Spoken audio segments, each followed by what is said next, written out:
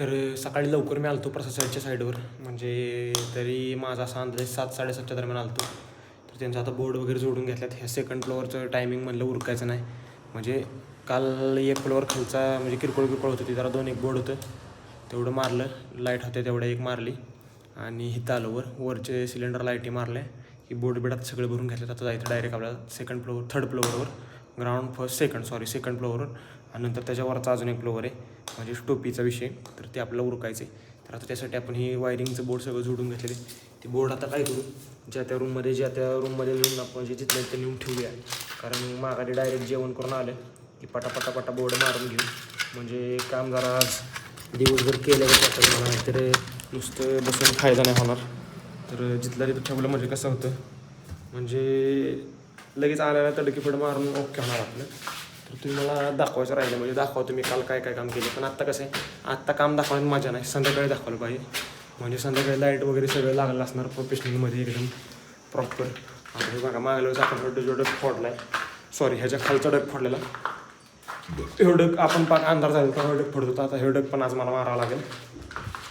आता ही जी बोर्ड आणलेत मी जोडून, त्या आतल्या रूम्स आहेत, सगळ्या आतल्या रूम आता क्लिअर करतो बऱ्यापैकी, म्हणजे कसं आहे ओके नियोजन होऊन जाईल. तर कसा विषय झाला, एकटा असल्यामुळे जर व्हिडिओ काढताना लई प्रॉब्लेम, म्हणजे बोर्ड जोडायचा का व्हिडिओ काढायचा असं होतं. तर बघा आपण इथलं वरचं बोर्ड सगळं जोडलेलं आहे, ते एक बोर्ड जोडलं, इकडे 6 मॉडेलचं आहे पासा, हे होतं सगळं भरून वगैरे जोडलं. खाली फुट लाईट पण आहे, ही पण त्यांची जोडली बऱ्यापैकी, काय लाईटीच्या बाबतीत ते पण जोडून घेतलं. आणि दुसरी गोष्ट आता इथलंच आहेत बोर्ड जोडून, एक इथलं फुट लाईट आणि इकडचं. तर दुसरी गोष्ट असा विषय की इथं आपण 8ची गेट आडवी मागितलेली, म्हणजे चौकोनी मागितली, त्या आली आडवी. आता मोठा विषय झाला त्याचा. आणि ही मटेरियल एकतर येते मुंबईवरनं, त्यामुळे मुंबईवरनं यायचं म्हटलं तर 4-5 दिवस असं खाते. तर इथं आपला एक डग बसवायचा, जो तुम्हाला मग सांगितलं मी त्याप्रमाणे. आणि वरचं वायरिंग दाखवतो तुम्हाला. विषय काय झाला आहे, स्लॅबचं पण वायरिंग नाही, वर स्लॅबमध्ये पण पाईप नाही, वरच्या सिलिंगला टाकलं आहे टोपी आहे, म्हणजे ही इथे खरं तर टाक्या बघा 2 डब्या का होईना वर जर टाकले असते तर मस्तमध्ये काम झालं असतं. दुसरी गोष्ट अशी झाली ही बघा आपल्या वायरी इथं आता वर आलेत. ही जी पाईप आपल्याला त्या दिवशी गावलेली वर येतात, तीच पाईपला आपल्याला बायपास मारून तिकडे घ्यायचे आणि तिथे एक बल टाकायचं आणि इथे एक बल टाकायची. इथे काळी पाईप बाहेर आली तिथे एक बल टाकायचं. तर त्यासाठी विषय आता असं करायचं आपल्याला, खालनं सर्किट आता आपण वर आणायचं डायरेक्ट ह्या बोर्डात इथले, ह्या बोर्डातनंच त्या दोन्हीचं ऑपरेटिंग द्यायचं. आत एक बल काढायचा, बाहेर एक काढायचा, असा विषय आपल्याला करायचा आहे. खरं तर 2 वेवर लाईट यांच्या होणार नाहीत, कारण सिलिंगचा लई प्रॉब्लेम आहे. ह्यांनी सगळं ड्रॉप जी बाहेर सोडाय बाजूनं सगळं टोटली आत सोडले, असा विषय झाला. चला आता आपण ह्या डकमध्ये जरा इथं 2 पायपा फोडाय, म्हणजे 2 पायपा वाचताल इतकं फोडून घेऊ, म्हणजे कसं 2 पायपा आत जातील.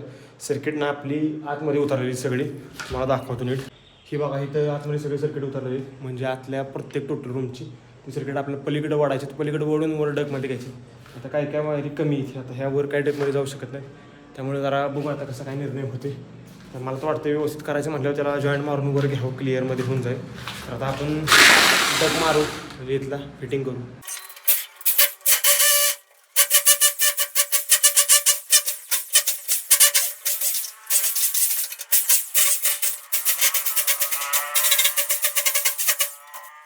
तर विषय असा झाला आपला की जो तुम्ही बघितलेला काल मोटरचा शॉट, मोटरचा कासरा आपला तुटलेला.